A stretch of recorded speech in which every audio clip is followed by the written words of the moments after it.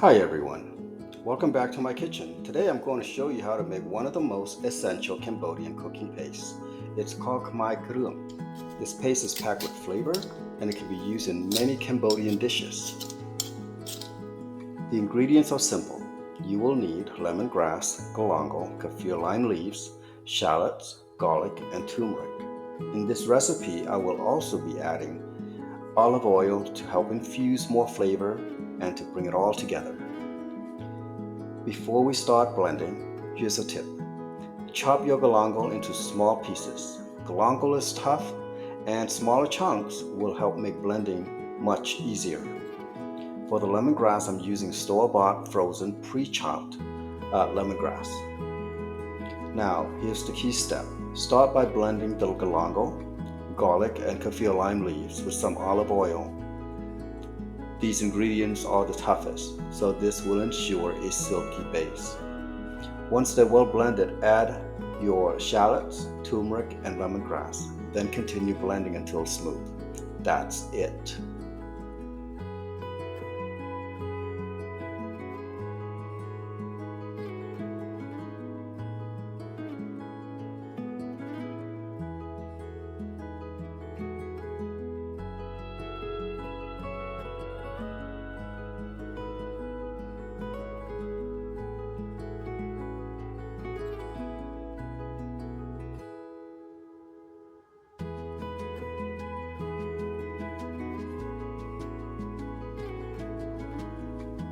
When done, transfer the paste into a clean jar and store it in the fridge.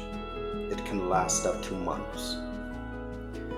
This paste is incredibly versatile. You can use it for stir fries, as a marinade for barbecue and grilling, or as a base for curry. It's also the foundation for many authentic Cambodian dishes. So once you have it in your fridge, you'll be ready to cook up a storm. And here's the fun part. Once you're comfortable with the recipe, you can start using fresh ingredients like fresh lemongrass and turmeric. You can even use a mortar and pestle instead of a food processor for a more traditional touch. In most cases, you can skip the olive oil as well. And one more thing, there's no sodium, sugar, or flavor enhancers added to this recipe. That means you control the flavor every time you use it.